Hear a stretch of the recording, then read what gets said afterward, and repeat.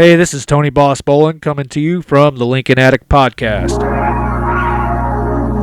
Steadily it rises. Hey, it's ODB. Welcome to Lincoln Addict Podcast. If you're listening via a podcast app, thank you. Just know that you're going to get an enhanced experience if you check us out on YouTube. If you're on YouTube now, thank you so much for watching. Please, I know this is a little bit longer of a video, but please watch to the end and let me know what you think. I put a lot of time into this one. And speaking of this one, in this episode, we're going to talk about the history of Ford's Magic Skway that appeared at the 64-65 World's Fair. And one thing that's important to me, as you would imagine on Lincoln Addict Podcast, is the tie-ins to Lincoln Continentals. But before we get to the actual Magic Skway, I want to spend a little bit of time in this video kind of talking about where the idea came from for the Skyway, where was it located, who were some of the key folks behind the creation of Ford's Magic Skway, and then of course we'll get to the meat and potatoes, looking at some of the Lincolns, looking at some of the behind the scenes photos, some of the testing that was done in Glendale, California, and there's some things you may pick up that you didn't know, so stick with us here to the end. Leave a thumbs up, leave a comment, and if you're not already subscribed to the podcast or the channel, please do so. Let's jump into Ford's Magic Skway. All right, so as I mentioned at the top there, again, Lincoln Addict here. We're going to go into an episode that I've been wanting to do for a while. I'm super excited about it, and we're going to talk about Ford's Magic Skway. The main reason I've been wanting to do this topic is it was just 60 years ago in April of 64 that the Magic Skway opened to the public. We'll talk about some of the pre-public opening festivities that went down, and we'll talk about a lot more. And it's primarily because the fact that the Lincoln Continentals were tied into the overall plan, being that it was a Ford sponsored project. So we'll talk more about that. I want to thank our title sponsors, Devious Customs. I often tell you, if you're looking for Lincoln parts, whether it's a resto mod or something maybe even more along the lines of what a purist is doing, go to deviouscustoms.com and go under Shop Lincolns. You're going to see that he makes a lot of different products, and some of the products might appeal to you, like the window switches. If you've got window switches that can't be rebuilt, or maybe you want to kind of modernize a little bit, certainly check out deviouscustoms.com. Air suspension, that's what I run on my 64, which I love. In addition, my favorite wheel company of all time is Colorado Custom Wheels. You can go to Colorado Custom with no S.com, and you could go under the premium wheels and check out their Lincoln replica wheels. They're the only ones out there that are manufacturing these billet style wheels that look exactly like the wheel covers, also known as the hubcaps. If you want to do custom engraving or the floating centers, as they're often referred to as, hit up Michael and team. You can email them right from the website, coloradocustom.com. Now, on this episode, I'm not going to go into the normal banter, if you will, at the beginning, where I cover some of the different Lincoln Life updates. However, I do have one breaking news item. And Kelly McClure at Lincoln Mercury Old Parts Store, she has been posting updates via social media with some of the upcoming changes and the strategy change. So if you're looking to get parts, maybe too late by the time you hear this, but certainly check them out. Don't really know what the overall plan is for Kelly and team, but she released a very clear video that helped to explain some of those upcoming changes. So I think that is, a little bit of insight to where their mindset is. But also the big piece of that too was that she announced John Cashman is back. So John also made an Instagram post, The Lincoln Man on Instagram. Recently, I got a chance to link up with him when he was over at Kelly's, the Lincoln Mercury Old Parts Store. And I had dinner with him one night. He drove back across the country, and his first stop after arriving back in California, I think, was Jay Leno's. And in that post, The Lincoln Man on Instagram is when he kind of broke the news to everyone that, hey, I'm back in the catbird seat. And then, of course, we had kind of caught a little bit of wind that was coming. And on top of that, Kelly also released a video that was kind of the breaking news that John Cashman, again, is back in the catbird seat. If you need service on your windows or top and you're not in a place where someone would come and normally service that, or there's no one around you, hit him up. I'll have him on again very soon and hopefully talk about some of the strategy that he's going to have. I do believe he's going to travel some. My guess is not as much as he used to, where he used to gallivant across the country. Now he'll have a home base, my understanding. I don't want to speak for him, but based upon conversations that I've had with them, so we're very, very excited about that. Now we're getting ready to jump in now to the main topic. I want to thank Nick Griot at Griot's Garage. We've had Nick on in the past, and I highly suggest if you need cleaning products for your ride, go to Griot's, Griots garage.com. You can also find Griot's Garage products in your local parts store or big box retailer, if you will. I want to thank Steel Rubber and the team there. Family-owned business, STEELE rubber.com. Hit them up for all of your weather stripping needs. You may have heard of other products in the industry, but in my mind, there's only one, and that's Steel Rubber. Make sure you are sealed with steel. Lastly, I want to thank AccuAir for the continued support here and over at our Lifestyle Podcast, which is the truck podcast that I produce. Get a chance to link up with these guys at a lot of different events throughout the country, so I can't thank them enough. I have AccuAir on my car. It allows for me to start the car. The car airs up to the preset level height, if you will, that I have set. You can adjust it on the fly. AccuAir, accuair.com for more information if you want to add air suspension to your car.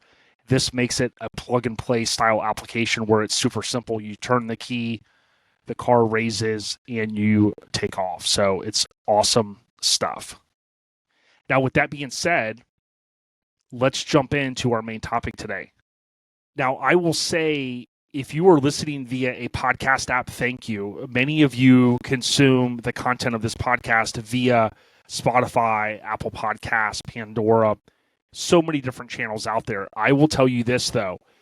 The experience will be enhanced if you watch this through YouTube, because this video, not only am I doing a video podcast, but what's going to accompany this audio is basically helping to tell the story of Ford's Magic Skyway. So I'll be sharing some retro clips. I'll, of course, be sharing some audio from former President JFK, and those type of things will be further enhanced. So certainly I appreciate if you finish the podcast here audio, on the audio side, but if you can go back, watch it all the way through on YouTube, that helps me. Also know that if you stick with me to the end, I think you'll be pleasantly surprised at some of the content that I share here.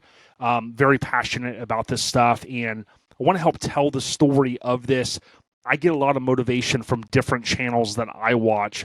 Nothing related specifically to Lincoln's, different theme park channels, Defunctland, and some of those out there.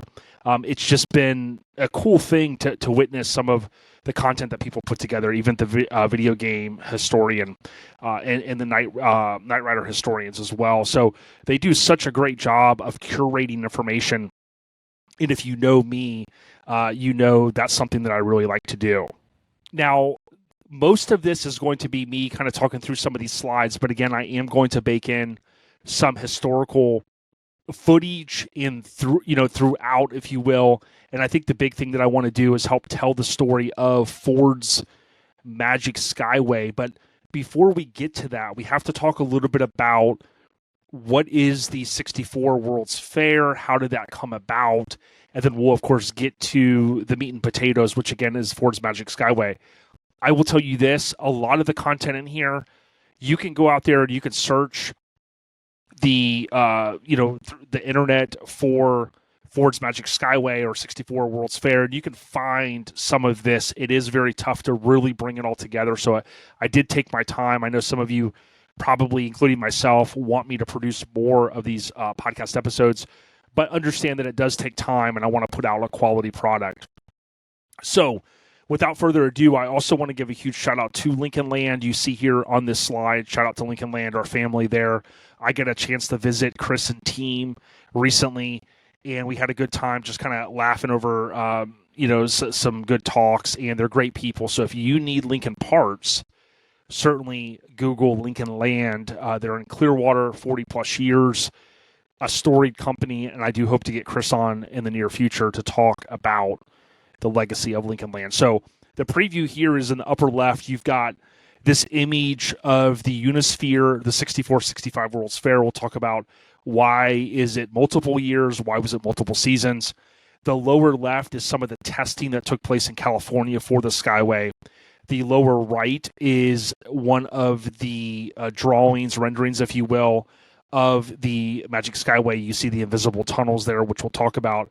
And then one of my favorite photos, and again, it's hard to find photos specifically with Lincolns in them related to the Skyway. This is entering one of the clear tunnels, if you will. I said invisible a moment ago, but you know what I mean.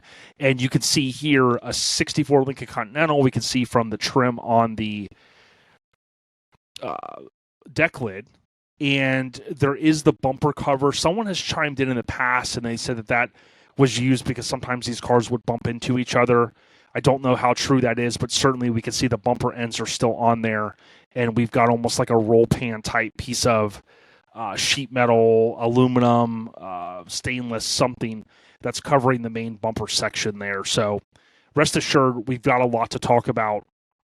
So the overview, basically hailing itself as a, quote, universal and international exposition, the fair's theme was Peace Through Understanding, dedicated to man's achievement of a sinking globe in an expanding universe. American companies dominated the exposition as exhibitors. The theme was symbolized by a 12-story high stainless steel model of the Earth called, as I mentioned, the Unisphere, built on the foundation of the Perisphere from the 1939 World's Fair. The fair ran for 2 6-month seasons, April 22nd to October 18th of 64, and again, 1 day difference, April 21st through October 17th of 65. Admission is listed as about $2, which would have been about $20 in 2023 when I did some of the preliminary work for this podcast. And furthermore, it went up just a little bit in 65. There were some financial challenges, and they did bump it up. That would have been about $25 or so. That was 13 and older. In both years, children 2 to 12 cost $1. That would have been about $10 in 2023 for inflation. But there was a specific day of the week that I think children were only 25 cents, and I think it was like Tuesday or something like that midweek. The 1964-65 World's Fair was a World's Fair that held over 140 pavilions, 110 restaurants, representing 80 nations, 24 U.S. states, and over 45 corporations, with the goal and final result of building exhibits or attractions at Flushing Meadows, Corona Park in Queens, New York City. Say that 10 times fast. The immense fair covered 646 acres on half the park, with numerous pools or fountains in an amusement park with rides near the lake. However, the fair, as you'll hear in other videos on this topic, did not receive official support or approval from the Bureau of International Expositions, which is known as the BIE. Now, throughout this, I'm going to talk briefly about these two instrumental figures, and it's Walt Disney and Bob Gurr. Throughout the podcast, as I mentioned, I will mention Walt Disney and Bob Gurr. Now, Bob Gurr on the right is the genius behind the Magic Skyway, along with Walt's vision, of course, and I'm sure many others at WED and Aero Development. So we'll talk more about WED and Aero Development. Now, on the left, Walt Disney takes a ride on the Ford Magic Skyway attraction at the New York World's Fair with him in The front is Henry Ford II on the left, and you have Robert Moses. He was president of the 64-65 World's Fair. This photo was taken on April 12th, 1964. You can go down the bunny trail of Robert Moses. He ended up passing, I think, in the early 80s, and he was kind of known as, an individual that maybe wasn't well liked. There was a lot of craziness that kind of came out of the 64-65 World's Fair. I'll wrap a little bit of that up at the end, but that's the main guy there in the front passenger seat. Again, April 12th, 64. Now, Bob Gurr is on the right, and we're going to have some really good insight from him from Salive, a website article, in just a moment. Now, JFK, this is the groundbreaking ceremony on December 14th of 1962. Sadly, he wouldn't live another full year, as he would be assassinated on November 22nd, 1963, just about 11 months and a couple of weeks later. There is an article out here that I want to go to, and you'll see the source information is listed. Now, in this NYWF, which stands for New York World Fair, and then 64.com, it talks a little bit about the specific information that I'm covering here, and I want to play this audio for you now. Remarks of the President at the groundbreaking ceremony for New York World's Fair. From New York City, New York, December 14th, 1962. Mr. Mayor, Mr. Winston, Mr. Moses, Mr. Skway, gentlemen, I want to express my great appreciation to all those of you who've been connected with this fair. With Mr. Moses, who's been working so hard to make it a reality, Mr. Winston, who's been working on the American exhibit, the mayor, who's given it his close sponsorship since it began, and all of you, particularly those of you who are building it. This is going to be a chance for us in 1964 to show 75 million people, not only our countrymen here in the United States, but people from all over the world, what kind of a people we are, and what kind of a country we have, what the land is like, and what we've done with the land, what our people are like, and what we've done with our people, and what's gone in the past, and what's coming in the future. That's what a World Fair should be about. And the theme of this World Fair, peace through understanding, is most appropriate in these years of the 60s. I want the people of the world to visit this fair and all the various exhibits of our American industrial companies and the foreign companies who are most welcome, and to come to the American exhibit, the exhibit of the United States, and see what we've accomplished through a system of freedom. So we begin today with this ceremony. We'll begin again in April of 1964, and we'll show what we've done in the past, and even more important, what America is going to be in the future. Thank you. Again, that is remarks we can see here at the groundbreaking ceremony for the U.S. Pavilion at New York World's Fair on December 14th, 1962 by JFK. Now, this newsletter here, there's some more information. Volume 1, number 7, December 20th, 62 newsletter. That's where this image comes from here. And there's various images out there, including the NY World's Fair 64. Now, I also want to play this. So basically, you fast forward, give or take, 4 or 5 months, and we end up with the countdown clock. So if you remember what I shared earlier, that the fair opens in April of 64, but 1 year prior, 365 days prior, we have the groundbreaking ceremony, we have the countdown clock that's set. So let's listen to this. Okay, so I can't play this because for some reason someone has a copyright on this, but basically JFK mentions that just a few months prior, in the audio that you heard a few moments ago, in December, he had spoke at the groundbreaking ceremony, and then basically here he was reinforcing that he was going to be back in 365 days, which unfortunately never happened because of his assassination. and he talks about this is where we hear the 75 million, which was a key number. You'll hear sometimes 70, or you'll hear, in this case, 75 million. That was the projected number to make a profit, or possibly to even break even, but I think that was at the profit point. JFK also thanks the folks for basically pulling this all together and their efforts. And then what he does here is he starts the countdown clock, which was a key piece of this audio, where he mentions, of course, in 365 days, the fair would be opening. And again, of course, unfortunately, he was assassinated later in the year, November of 63, as many of you know. And note, in both of those audio clips, he mentions 75 million. And when you look back at some of the other videos that other folks have produced, basically 70 to 75 million is what they had projected to really be able to turn a profit, and that's what they had hoped for. Now, engineering the Magic Skyway. So in preparing for this podcast episode via Lincoln Addict Podcast, an On the Rise media production, I came across a Popular Science issue, November, ironically, of 1963.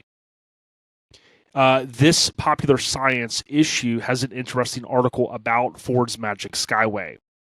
Although brief, it does help to draw some excitement for the upcoming attraction at the World's Fair in April of 64. You can imagine this was put together essentially before JFK's assassination, and it probably was hitting newsstands about a month prior to that, give or take mid to late October. This is available on vintage Disneyland tickets, and again, you'll always see the source below. We see 4 convertibles on the right in this image at the top, including a Lincoln Continental convertible, kind of a rare photo.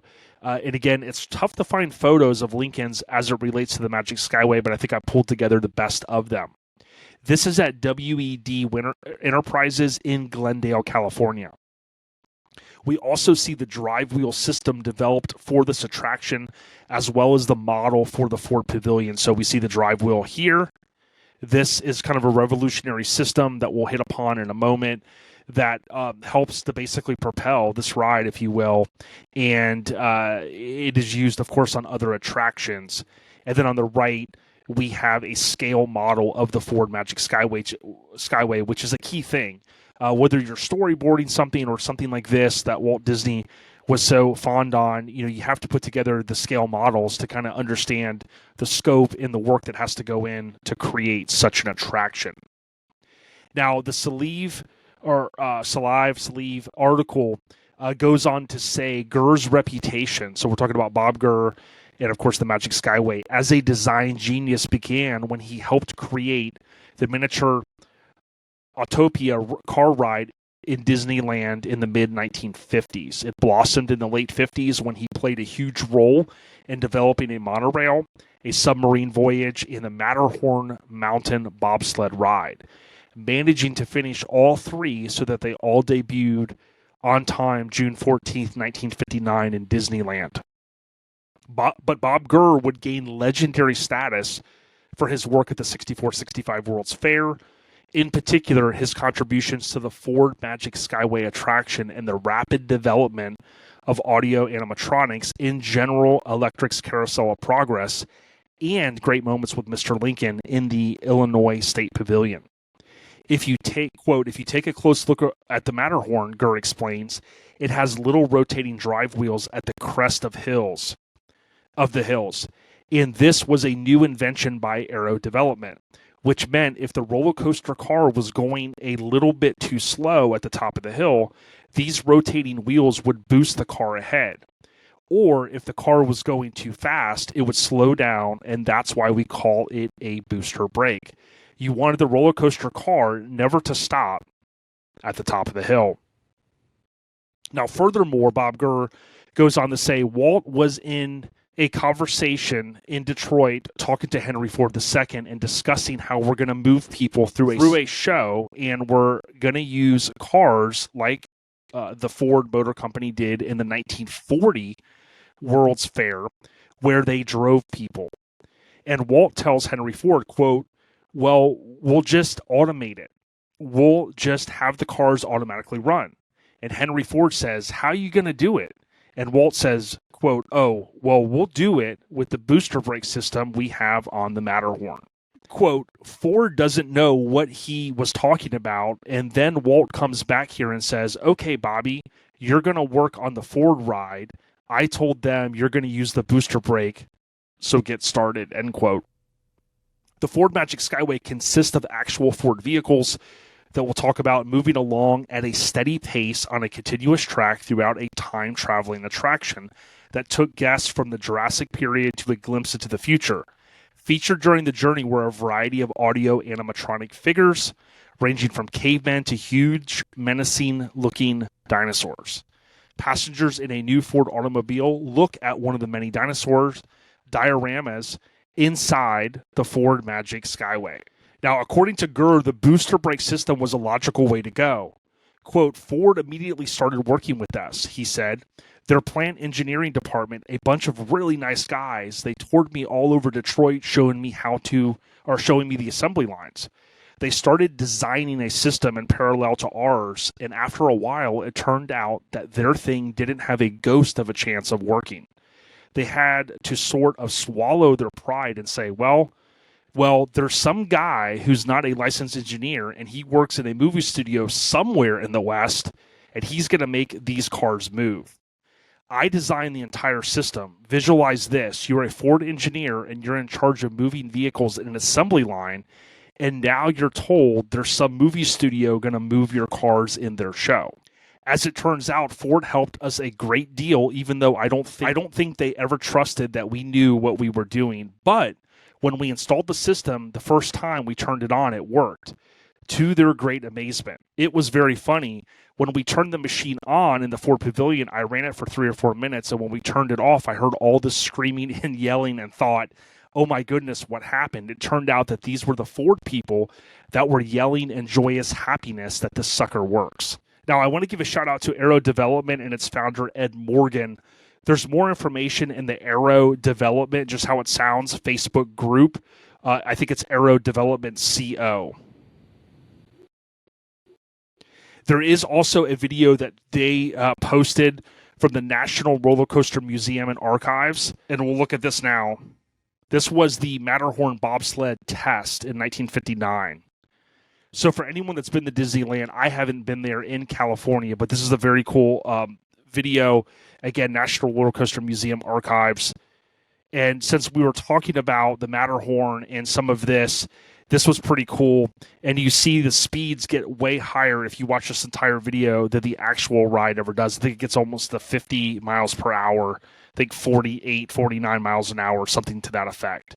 So a pretty cool video. Now, Aero Development Dynamics. So I gave you a little bit of insight there, and I mentioned them a moment ago.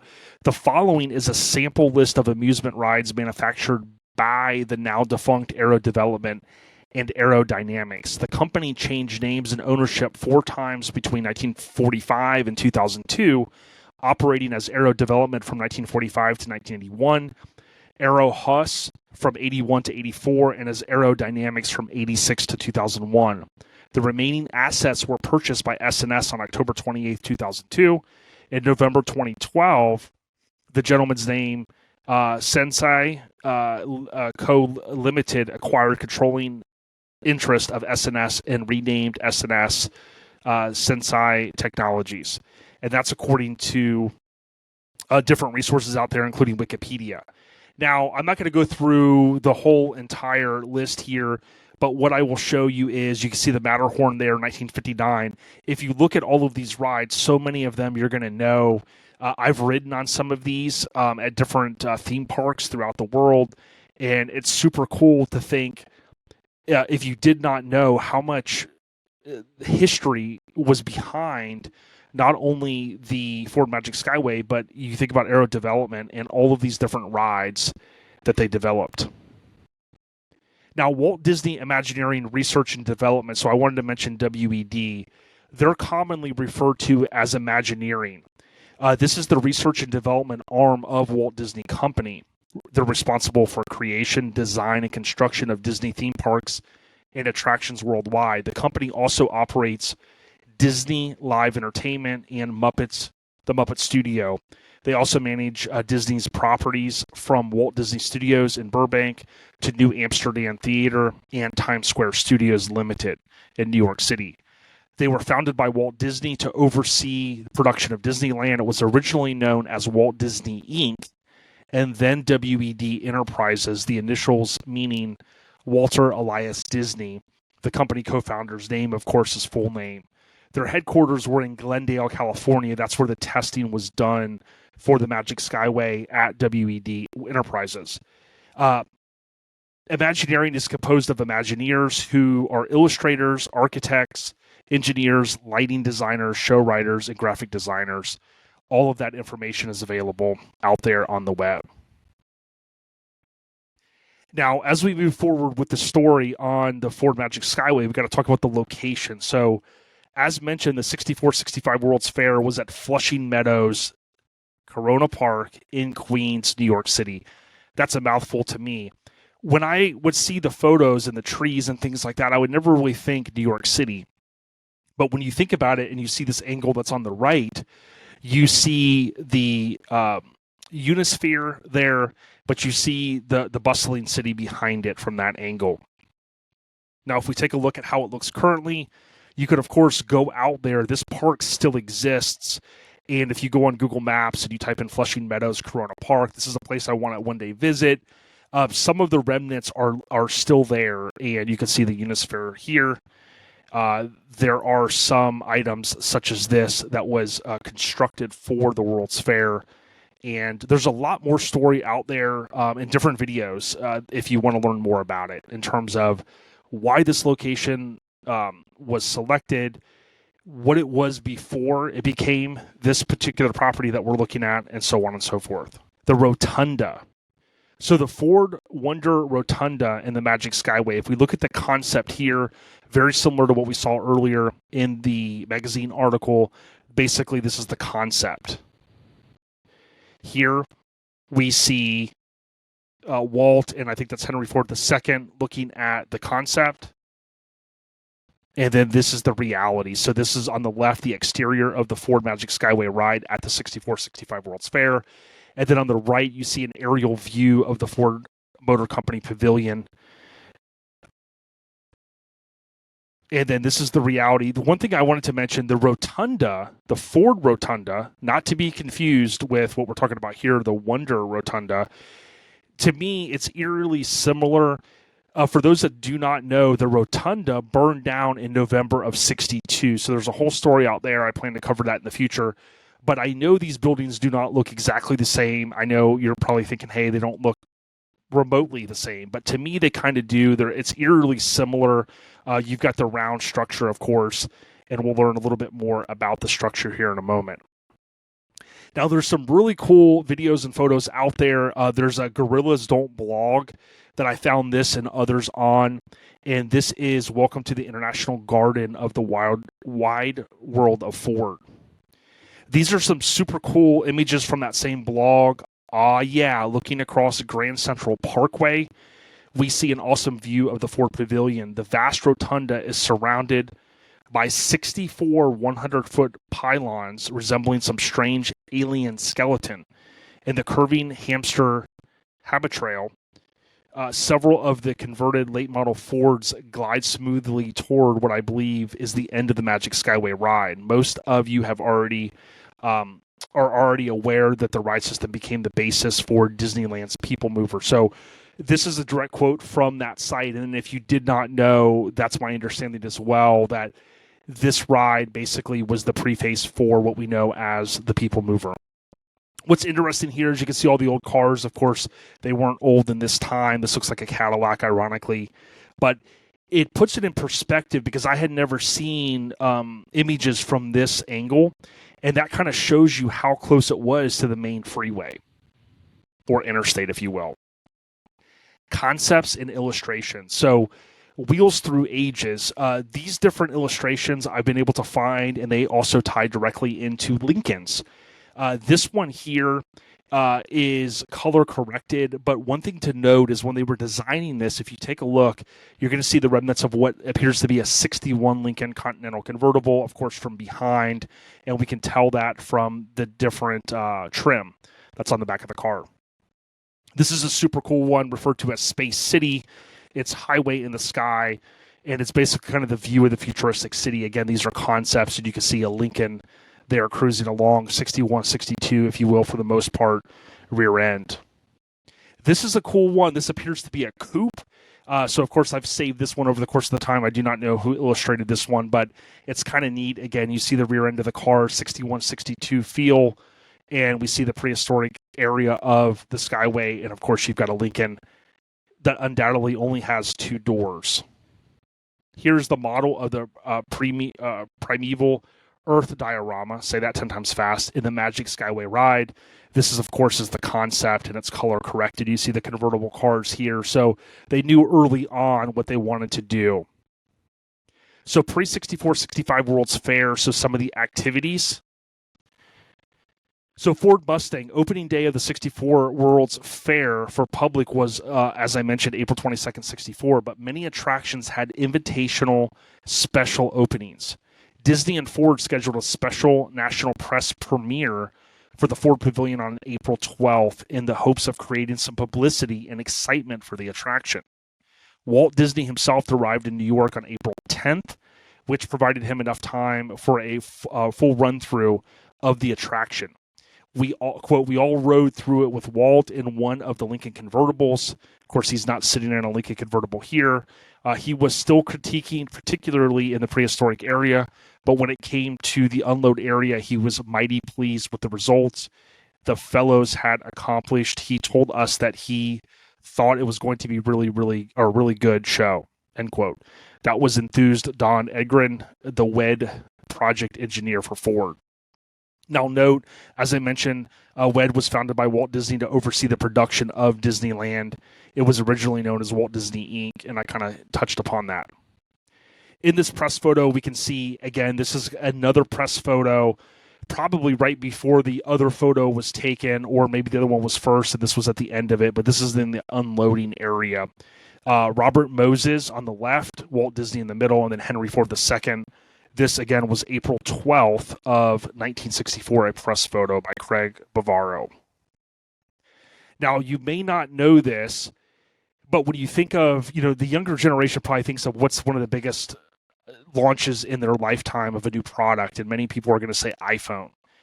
Well, if you go back and you research, and some of this I'm going to touch upon, Mustang's launch was really just an awesome launch, and it probably was a very cool time to be alive.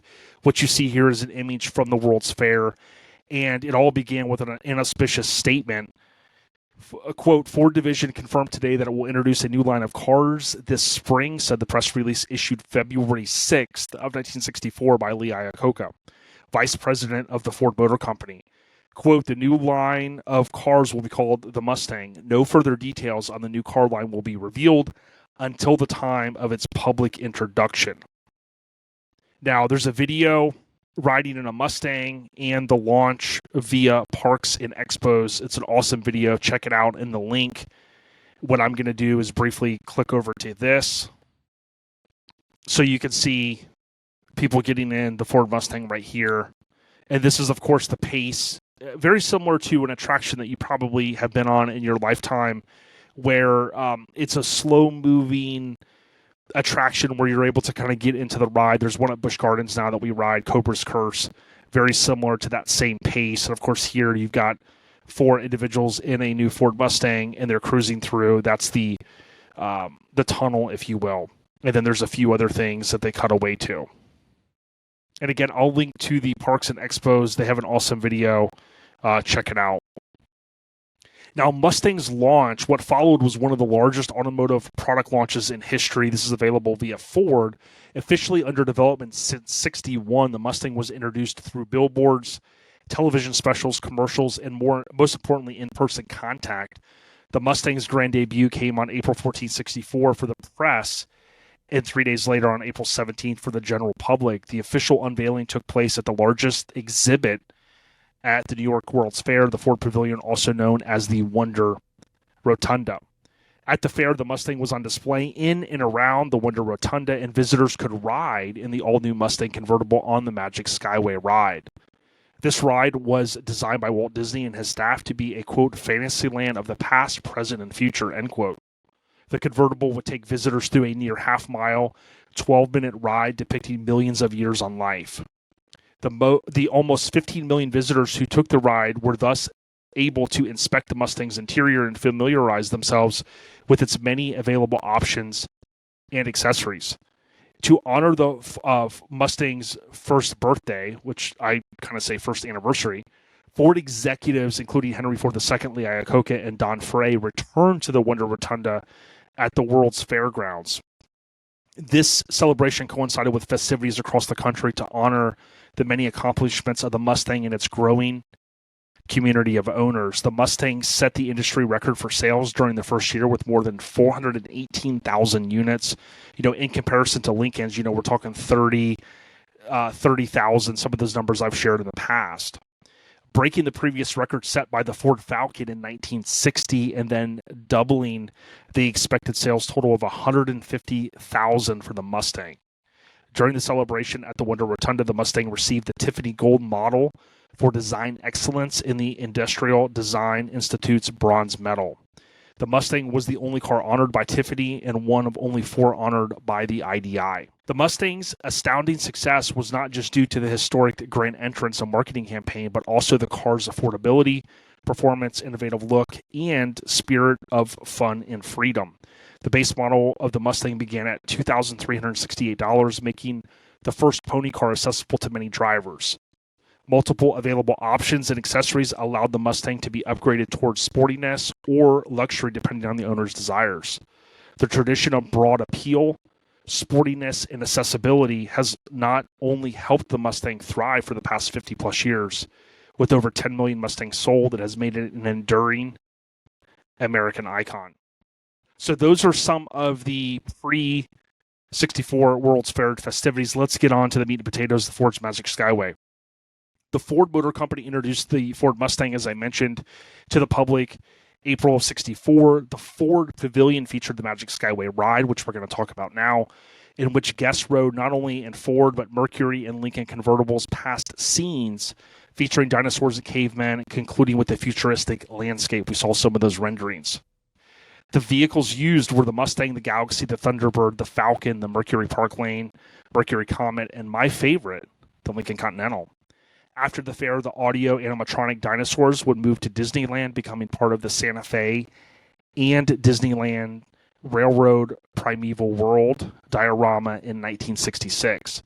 While the vehicles were collected by Ford, they were sent to the Dearborn headquarters where employees, believe it or not, if you did not know this, they were able to purchase the cars used at a discount. When the fair opened again in 1965, all new vehicles were again used as convertibles only. So these are some of my favorite photos that I've gathered.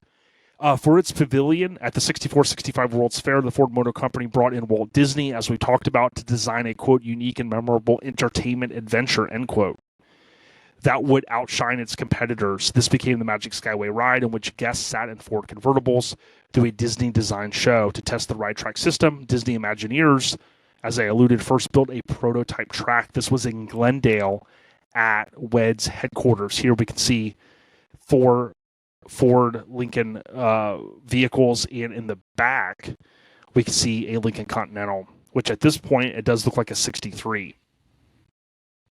Here we see a 61 Lincoln Continental convertible being utilized for testing, and Walt Disney operating the control panel during testing for the Skyway. This is like circa 62, 63.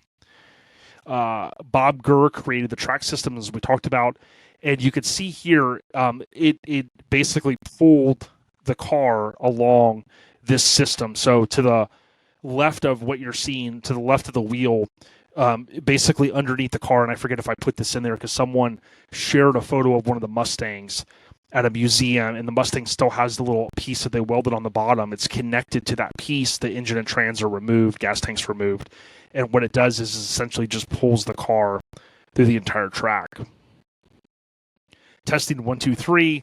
So you can see here again, we see clearly this is a 63, which I believe this was here in the back as well.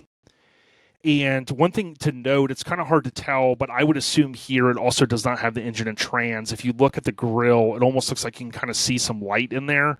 But it's hard to say because the hood is closed, so more than likely that's just the reflection on the grill. But it's hard to say during testing. I'm assuming they didn't have the engine and transmission.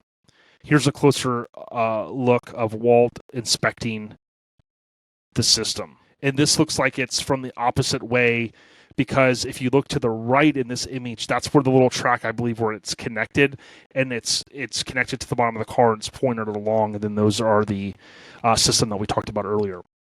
Here is a kind of a rare photo. This is from the Volume 3, Number 2, February 22nd of 64 newsletter, and this shows in Flushing Meadows the track being assembled. So the queue for the Ford Rotunda and the Magic Skyway ride at New York's World Fair, you can see here these images that kind of help paint the picture. You see the two kind of tubes that are clear that the cars ride through for that kind of outdoor aspect of the ride. You'd imagine like a lot of rides are today. They kind of go outside for a moment and then you're inside for the rest of it where it's dark. This is what they refer to as the speed ramp, and that is up to the Magic Skyway ride where the loading area is at. We can see these little pads that the cars sit on, and we can see the Lincoln Continental in the back and the Ford Mustang there. This is a cool photo. I forget if I saved this one from the Henry Ford. That's where a lot of my photos came from. But we can see in that, or in this image, we see a Ford Mustang on the left, 1965 on the plate. But then, of course, we've got the 1964 Lincoln Continental convertible, and then you've got an older Ford product here in the middle. Love the sandstone, the designs. That kind of bakes into the overall a theme, if you will, of going through time with this ride. This is a lobby. This might have came from a Dutch, now defunct website. I can't remember. I've saved a few photos from that site over the course of time. But this is a cool photo showing, again, just a different angle. You see the Mustang, and then you see, of course, the Lincoln. Ironically enough, the top is up, so I don't know what the thought process was there. I mean, I would want the top being down, especially if the folks are going up the monorail little loading area. What did I call it a second ago? The speed ramp. They'd be able to see inside the car, so I don't know what the thought process is there. This is from the Dutch Mustang site, now defunct, and of course you can see the 65. And if you look over to the left, that's where the speed ramp is at, and that's where those pads would have been. So this was pretty large area. If you've been to Disneyland, I forget what they call the ride now, like the test track, maybe at Epcot. There's an area that when you exit the ride, I think now it's sponsored by Chevy. And there's a bunch of Chevy vehicles and their sales folks and things like that. To me, that is that same kind of concept. Here we can see just some unknown sources. We can see different Ford products. This is a 65 Lincoln Continental. I'll show another image of it in a little while. And again, you can see the differences in the 2 years. They did swap out the cars, as I mentioned. The Magic Skyway attraction, this is the loading area for the Magic Skyway ride at the Ford Pavilion. It's color corrected. Of course, you got a black and white on the left. And this is a very cool photo, again, courtesy of the Henry Ford. And you can see just both lines. That's a key thing. That's something that we still see today. Of course, 2 queue lines for rides. 2 tracks of the automobiles entering the Magic Skyway ride. There's a bunch of photos out there, and you can go through a lot of them. It's hard to find them with Lincolns in this area. Here we can see a cool family, a cool photo of a family jumping in a car, getting ready to take off. That's the other cool thing. The little kids could get in the driver's seat and kind of feel like they were driving. Here's another one of the Ford Mustang, which were super popular. I wonder how many people may have said, hey, we want to ride in such and such car, or did they wait in a long line to ride again? Do you have any memories of riding this? Please let me know in the comments, especially if you're watching via YouTube. Here is the transparent tunnel. That's what I meant to say earlier. And this is the famous Lincoln photo, one of the only photos I have of a really good shot of it. And this isn't the most clear image that I have, but you can see here it says, welcome aboard Ford's Magic Skyway. No smoking. And this is reinforcing that the convertibles moved at evenly paced intervals through two parallel fixed tracks. Here we can see the ride began through a glass tunnel, affording a view of the fairgrounds. Kind of that future city was the whole concept, if you will, and we saw that concept drawing earlier.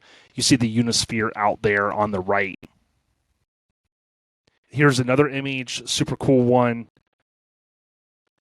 from a different angle. And this was one, I forget, there was, this is on the Henry Ford. There was someone that had won some smiling contest or something. This is all the ladies in a Mustang. You can imagine the excitement as we kind of talked about how cool it would have been.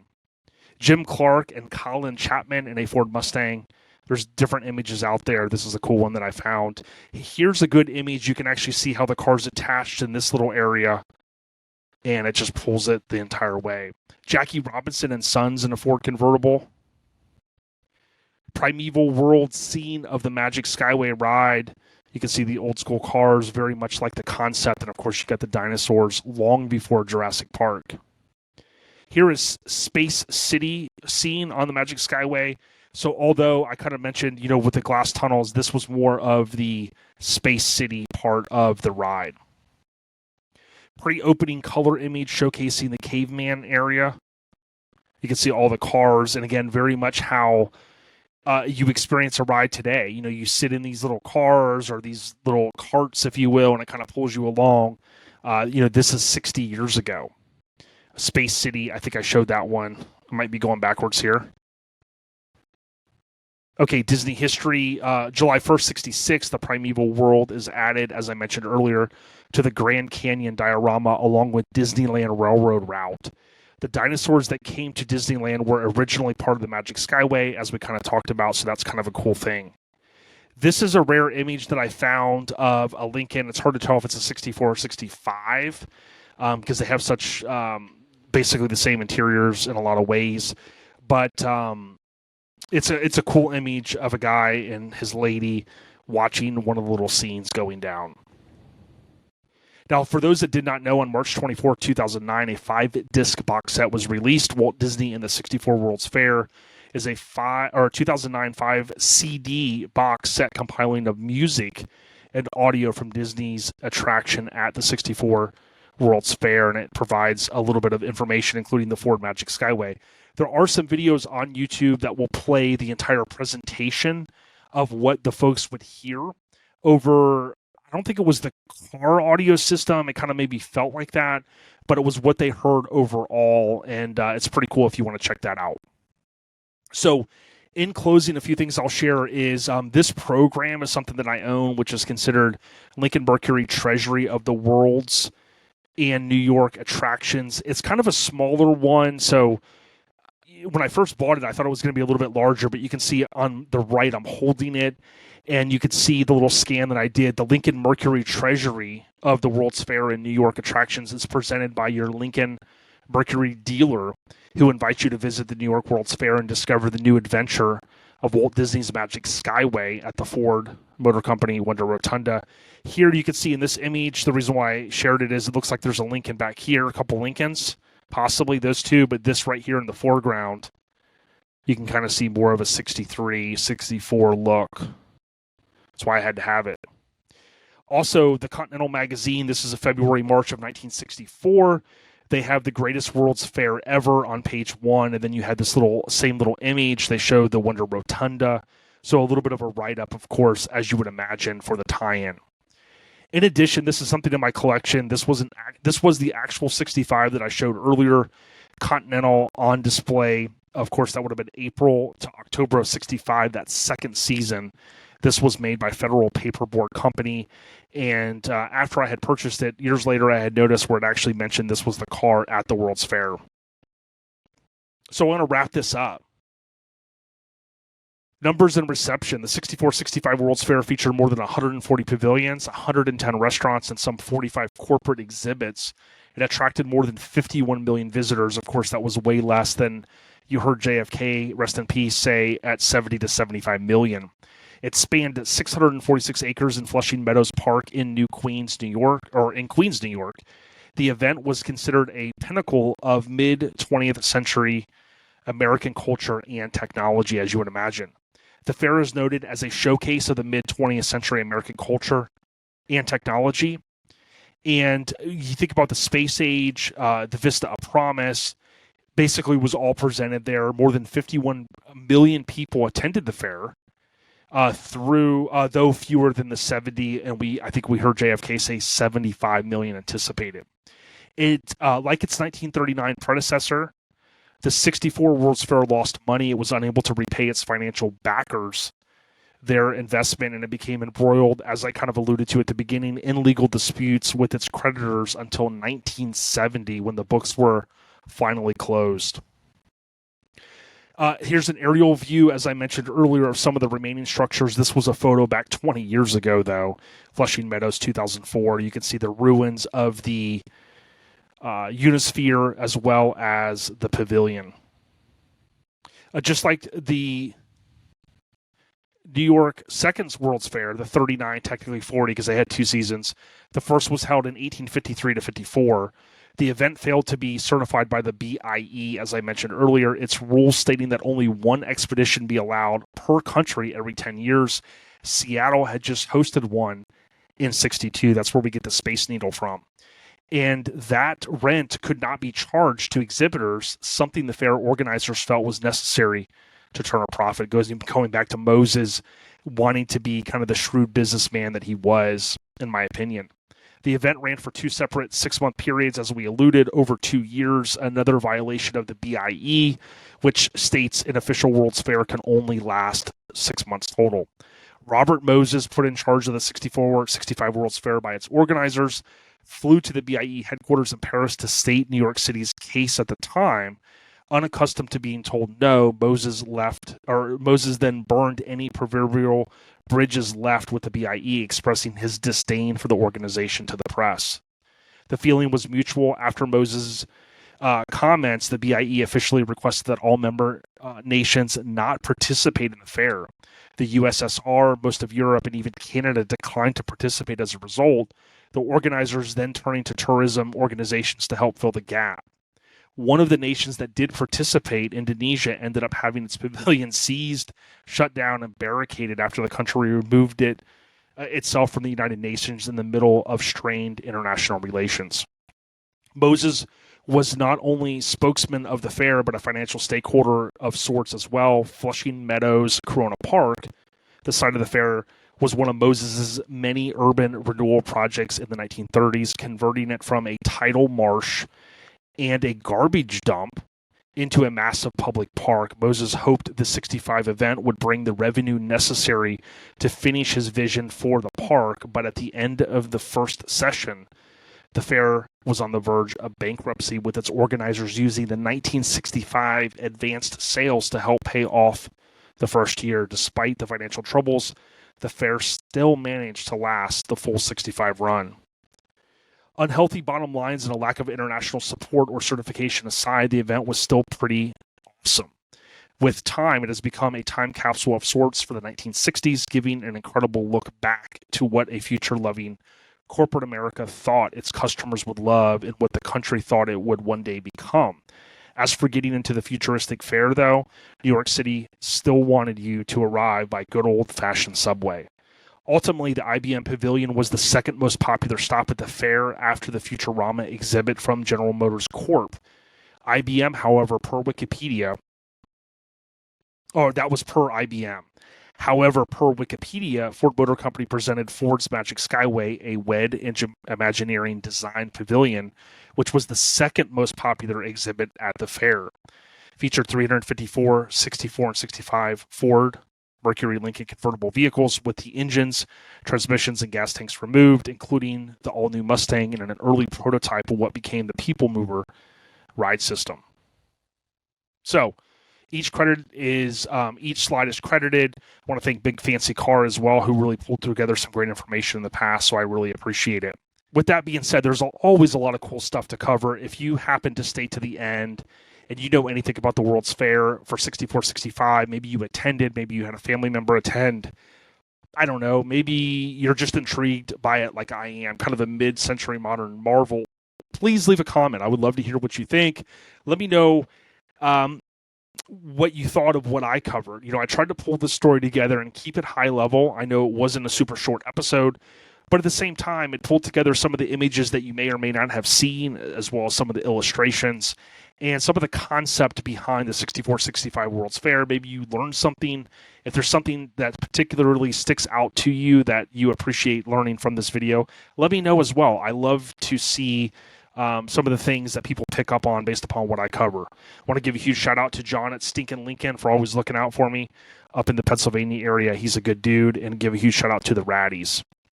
Again, I couldn't do what I do without my sponsors, my title sponsors, that being Devious Customs. Visit deviouscustoms.com for Lincoln parts, as well as coloradocustom.com with no S for the best in Lincoln replica wheels. Stay on the rise, everyone, and thank you so much for consuming either audio or video via YouTube. If you listen to audio, check me out now on video because you're going to much appreciate it. Take care, everyone. Peace.